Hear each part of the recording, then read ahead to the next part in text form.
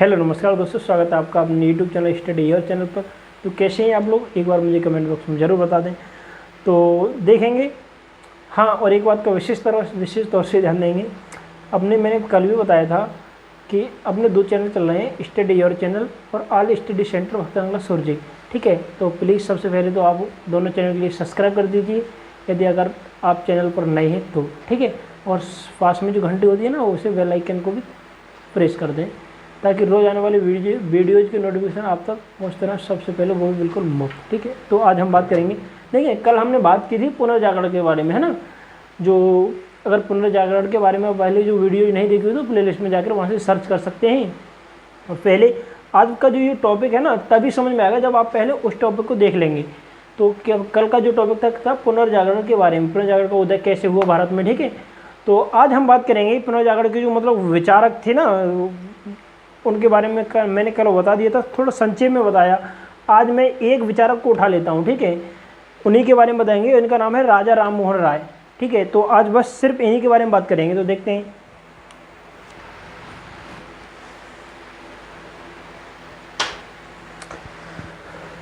ऊपर डाल लेते हैं राजा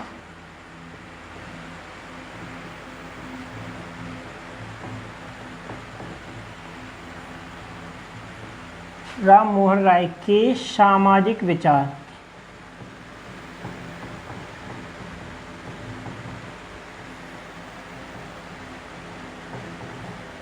राजा राम मोहन राय के सामाजिक विचार क्या थे। देखिए, राजा राम मोहन राय का मानना ये था कि समाज में व्याप्त बुराइयां, जब तक व्याप्त बुराइयां बनी रहेंगी तब तक कोई भी समाज सशक्त नहीं हो सकता, शक्तिशाली नहीं बन सकता। जैसे सामाजिक कुप्रथाएं हैं या सामाजिक रूढ़ियाँ हैं, अगर ये समाज में जब तक व्याप्त रहेंगी तब तक कोई भी समाज सशक्त या शक्तिशाली नहीं बन सकता। और जब कोई समाज या शक्तिशाली नहीं बनेगा ना, तब तक उसमें बाहरी आक्रमण होते रहेंगे। ठीक है, तो इनका मानना ये था। तो आज हम बात करेंगे, देखते हैं इनके समाज के प्रति इनके विचार क्या थे। तो पहला पॉइंट देखते हैं, सामाजिक न्याय तथा समानता के पक्षधर।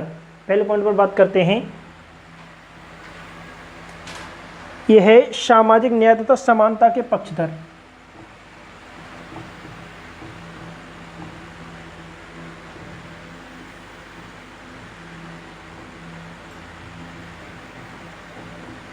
न्याय तथा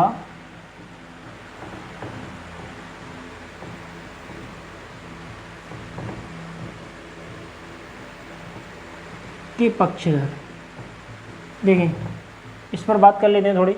सामाजिक न्याय तथा समानता के पक्षधर राजा राम मोहन राय का ये मानना था। राजा राम मोहन राय का विश्वास ही था, सामाजिक न्याय और समानता के बिना, सामाजिक न्याय और समानता के बिना कोई भी समाज संगठित कभी भी नहीं किया जा सकता। जब तक समाज के प्रत्येक व्यक्ति के लिए, प्रत्येक नागरिक के लिए एक तरह से, एक नज़र से नहीं देखा जाएगा, तब तक कोई भी समाज किसी प्रकार से उन्नति नहीं कर सकता। तो देखिए, इनका मानना ये था कि जब तक अपने देश में करोड़ों जो हरिजन हैं उनके लिए समानता का अधिकार नहीं दिया जाएगा, तब तक उन्हें सामाजिक स्वतंत्रता प्रदान ना की जाएगी ना, तब तक इस प्रकार से राजा राम मोहन राय का ये मानना था कि कोई भी समाज प्रोग्रेस या उन्नति नहीं कर सकता। तो और देखें, इस प्रकार राजा राम मोहन राय ने छुआछूत का घोर विरोध किया। किसका? छुआछूत का। पहले क्या था कि पहले जो लोग थे, ब्रिटिश सरकार के लोग थे, उन्होंने भारत में छुआछूत को फैलाया, छुआछूत को, कि किसी को हरिजन बना दिया, जातिवाद को फैला दिया एक तरह से। तो उनका मानना ये था कि वैसे आप भी सोच सकते हैं कि कोई हरिजन व्यक्ति को देख लीजिए और खुद देख लीजिए, क्या आपके ब्लड का रंग और उसके ब्लड का रंग कुछ बदलाव है क्या? बिल्कुल बदलाव नहीं है ना। तो जब तक हमारा समाज या देश उन्नति नहीं कर सकता, जब तक सभी के लिए समानता का अधिकार नहीं दिया जाएगा। आगे बात करते हैं, नंबर 2, दूसरा पॉइंट देख लेते हैं इनके। ठीक है, और इनको जो जातिवाद या मतलब ब्राह्मण तो या ऊंची जातिवाद के लिए उन्होंने खुलकर उनका विरोध किया था। ठीक है, तो आगे नेक्स्ट पॉइंट पर बात कर लेते हैं। ये तो हो गया सामाजिक न्याय तथा समानता के पक्षधर। और दूसरा बिंदु है नारी मुक्ति आंदोलन के समर्थक। नारी मुक्ति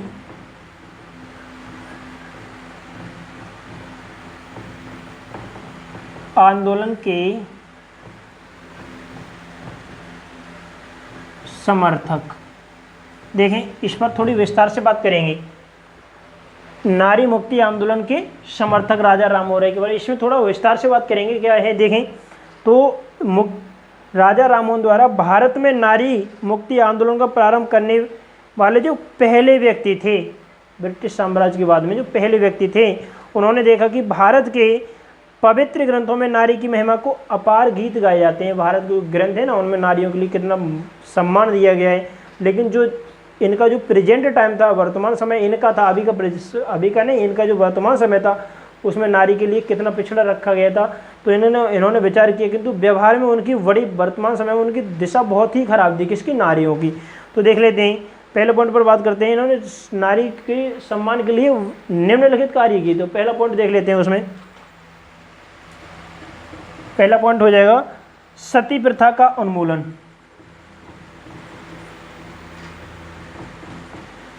सती प्रथा का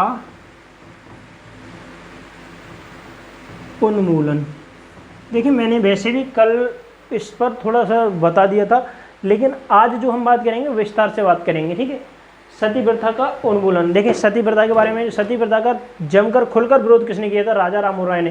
देखिए, उस समय की बात है जब इनके एक बड़े भाई थे, उनकी मृत्यु हो जाती है। राजा राममोहन राय के जो बड़े भाई थे उनकी मृत्यु हो जाती है। तो इनकी भाभी के लिए जो इनका समाज था, उन्होंने ज़बरदस्ती अग्नि में जला दिया था। ज़बरदस्ती उनकी जो चिता होती है ना, उस पर बैठा के ज़बरदस्ती जला दिया था। लेकिन उसकी वो चीतकार, जिनकी जो भाभी थी उनकी चीतकार, पहले क्या होता था, किसी की जब अर्थी निकालते ना तो पीछे ढोल और नगाड़े होते हैं ना, वो बजाते हुए ले जाते थे। जो इनकी भाभी की चीतकार थी, जो उनकी सिर्फ इन्हीं के कानों में सुनाई दे रही थी, और बाकी जो उनकी जो चीतकार थी ढोल नगाड़ों की आवाज़ में बिल्कुल ही विलुप्त हो चुकी थी। लेकिन जब इन्होंने वो दशा देखी तो इनका हृदय बिल्कुल विदीर्ण हो गया, और इन्होंने सोचा कि इस सती प्रथा के लिए बिल्कुल ही बंद करना चाहिए। तो उस समय की बात करेंगे तो भारत का गवर्नर जनरल कौन था, लॉर्ड विलियम बेंटिक। कौन था, लॉर्ड विलियम बेंटिक। तो उन्होंने सती प्रथा के लिए, जब इन्होंने विशेष बल दिया इस पर, तो सती प्रथा के लिए गैर कानूनी घोषित कर दिया, ठीक है।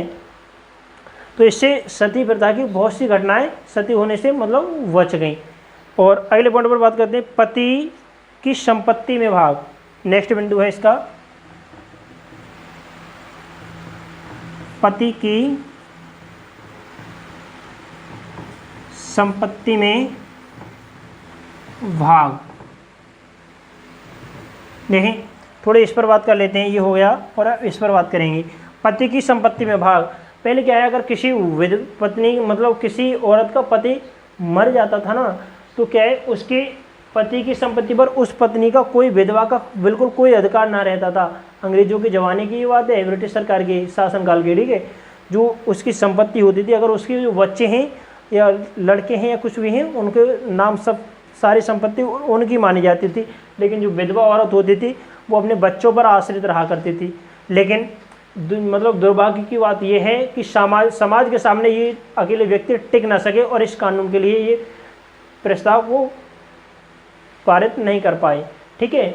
तो इन्होंने इस पर वैसे काफ़ी बल दिया, लेकिन ये कर कुछ नहीं पाए इसमें। और नेक्स्ट बिंदु पर अगला बिंदु देख लेते हैं इनके। देखिए, अगला बिंदु है विधवा पुनर्विवाह और बहुविवाह की समस्या। विधवा पुनर्विवाह और बहुविवाह की समस्या। देखो, विधवा पुनर्विवाह और बहुविवाह की समस्या के बारे में थोड़ी विस्तार से बात कर लेते हैं। उस समय क्या था, अगर कोई किसी का पति खत्म हो जाता था, तो जो विधवा होती थी, चाहे उसकी उम्र बेशक 21 वर्ष की या 20 वर्ष की क्यों ना है, लेकिन उससे पूरी जिंदगी विधवा रहकर ही अपना जीवन व्यतीत करना पड़ता था। ये कितना गलत कानून था, आपकी नज़र में भी गलत होगा ना। और अगला है विवाह और बहुविवाह की समस्या। बहुविवाह की समस्या क्या थी कि उस समय जो एक व्यक्ति था 3-3, 4-4 शादियां कर लेता था। जो पहले वाली या दूसरी वाली उनकी जो पत्नियां होती थी वो परेशान रहती थी। इसलिए उन्होंने इस कानून के लिए भी पारित कराना चाहा कि एक ही व्यक्ति सिर्फ मात्र एक ही शादी कर पाए, ठीक है। ये था विधवा पुनर्विवाह और बहुविवाह की समस्या को इन्होंने बिल्कुल ही जड़ से समाप्त कर दिया। ठीक है, अब अगले बिंदु पर बात कर लेंगे थोड़ी सी। बाल विवाह का इन्होंने जमकर विरोध किया। नेक्स्ट बिंदु हो जाएगा चौथा है बाल विवाह।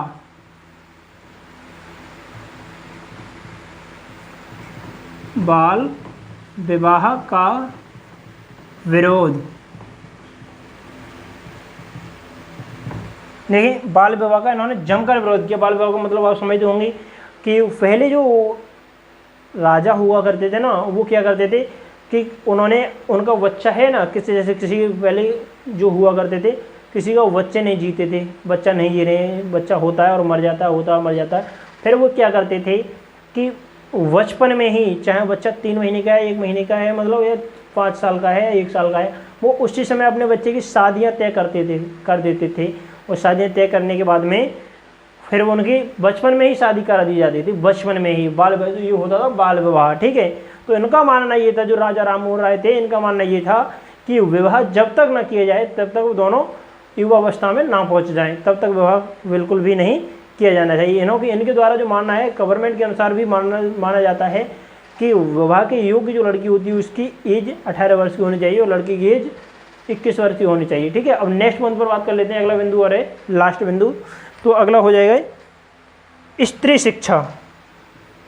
मोस्ट इंपोर्टेंट बिंदु ये है स्त्री शिक्षा।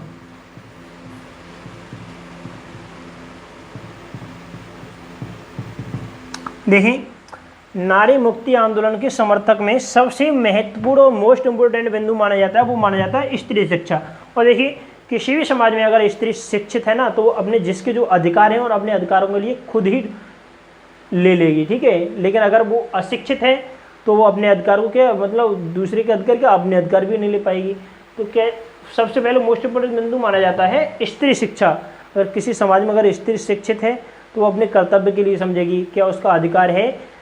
तो सबसे ज़्यादा इन्होंने बल दिया था स्त्री शिक्षा पर। और स्त्रियों की शिक्षा के लिए इन्होंने कई विद्यालय और गुरुकुल भी खुलवाए थे। किसने? राजा राम मोहन राय ने। और अगला मोस्ट बिंदु हो जाएगा, ये 2 है ना, अभी बात चल रही थी नारी से मुक्ति आंदोलन के समर्थक के, ये इसी के अंतर्गत आते हैं। अब तीसरा बिंदु है, उस पर बात करेंगे थोड़ी सी। तीसरा बिंदु हो जाएगा सामाजिक रूढ़ियों और अंधविश्वासों का खंडन।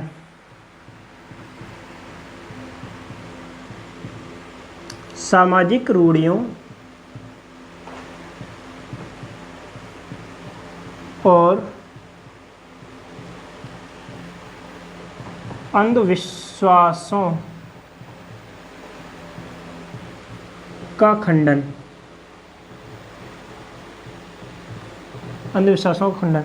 देखें, उस समय ब्रिटिश शासनकाल में क्या था, लोगों के अंदर एक बहुत ही बुरा अंधविश्वास था। अंधविश्वास क्या था? वो ये सोचते थे कि अगर हम समुद्र के इस पार से उस पार जाएंगे, अगर समुद्र को हमने पार कर लिया तो ये अपने लिए बहुत ही अशुभ मानते थे। वो ये सोचते थे कि हमारे अंदर जो ज्ञान है वो हम भूल जाएंगे, या बहुत सारी कुप्रथाएं थी, मतलब अंधविश्वास थे जो इनके अंदर व्याप्त थे। तो इन्होंने, राजा राम मोहन राय ने क्या किया कि ये इंग्लैंड गए, समुद्र को पार करके इंग्लैंड गए खुद जाकर, और खुद जाकर वहाँ से जब लौट कर आए तो इन्होंने समाज के लिए बताया, भारत में आकर अपने देश के जो व्यक्ति थे उनके लिए बताया कि देखिए वहाँ जाकर ना कि ज्ञान घटता है, बल्कि वहाँ समुद्र को पार करने से ऐसा कुछ नहीं कि अशुभ माना जाता है और हम भूल जाते हैं, कुछ भी नहीं भूलते हैं, बल्कि वहाँ जाकर और कुछ हमें नई शिक्षाएं प्राप्त करने को मिलती हैं, कुछ नया सीखने के लिए मिलता है। तो देखें, आज तो ये हमने बताया राजा राम मोहन राय के सामाजिक विचार थे। ठीक है, और सामाजिक विचार है,